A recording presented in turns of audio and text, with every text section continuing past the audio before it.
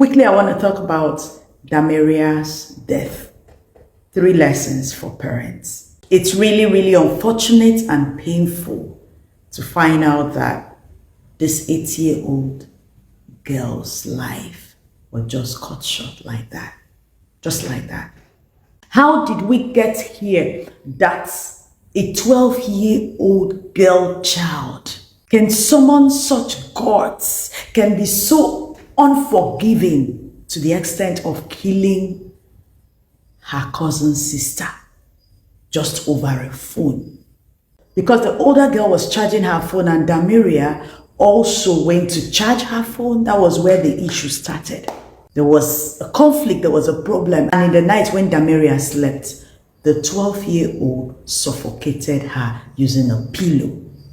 The worst part is that after she killed Damaria, she kept Damaria's body on the bed as if she was sleeping, arranged everywhere properly, arranged the scene, and went to her own bed in the same room and slept till morning.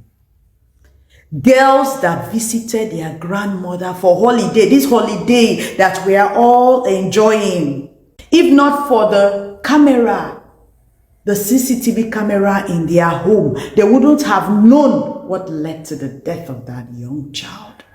I'm sure as a parent, you've learned your lesson, and there are different lessons. Yours may be different from mine, but I just want to share the 3 lessons I have learned from Damaria's death. First, a smartphone can cause a lot of harm to your child's life. You know, when we say these things, it all looks like, oh, that's what's happening. It's the Gen Z generation. If your child is not having a phone or doesn't have a smartphone, it looks like you're suffering. It looks like you're not capable as a parent. Your child begins to feel segregated. It begins to feel like there is something not complete. Because every other child has a phone out there. Joella did a video. In fact, I'll put it on the comment section.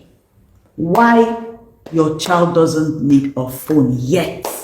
See, let me tell you, you may not understand, but as an adult, you know how addicted you can be. You know how your phone has become part of you, that even if that phone goes faulty for a few days, you're not yourself. That's what a phone does to your child.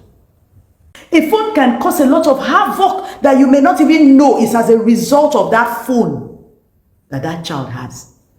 Some of you, you're dealing with disobedience. You're dealing with children that are not responsible. Your child is not willing to do anything in the house. He's not willing to be beneficial to himself, herself, or the family, or to you as a parent. Because of a phone, it has led to disobedience. It has led to negligence, lack of focus in academics, in everything, even at home. So many wrongs a phone can do to your child. Okay, if your child must have a phone, why not regulate it? Why not say, okay, once daily by so time in the evening, 1 hour, you have your phone. You can imagine how attached that cousin was to her phone, that just a phone, a conflict that was caused by phone, will generate so much hate, so much anger in her to the point that she had to kill her blood. That phone is a distraction your child doesn't need because your child cannot control it. Number 2 lesson to learn from this occurrence. Be careful not to raise hardened kids. I just did a video. You can go check the video. Behaviors that lead you to raising a hardened kid without even knowing. It was clear that that cousin was hardened, was mean, unforgiving, wicked. See, whether we like it or not, a lot of things kids do is under the influence of an adult. Your kids say some words to their sibling and you just overlook it. You hear words like, I'll show you Pepe, I'll teach you a lesson. By now, you should know who I am. I don't take nonsense. And At that point, as a parent, you should stop everything you're doing. Call that child. Come. What did you just say? What did you sit down? What did you just say? It begins from there. In a family, there should be room for forgiveness. There should be room for tolerance. There should be room to overlook matters. And that is how you should train your children. That is what you should keep telling them.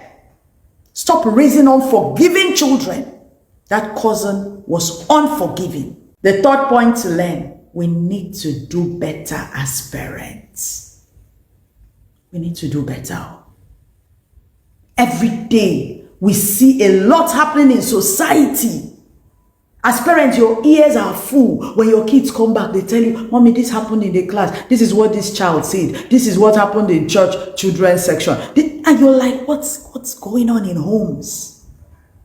We need to do better. As I'm talking to myself. I'm also learning. I'm speaking to myself. I know it's not easy. It's hard work. But we need to step up. We need to do better. A lot of areas we have not been looking into, we need to begin to look into it.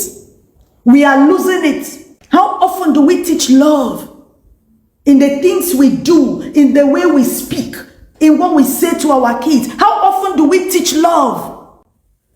Why are we raising monsters? Why are we raising people that do not have a conscience? A little girl like that, being able to cover up a crime scene, arrange everything. If not that camera, nobody will believe that is that 12-year-old. Parents, we need to do better. It's unfortunate that Maria ended this way. But this is a lesson to all of us parents.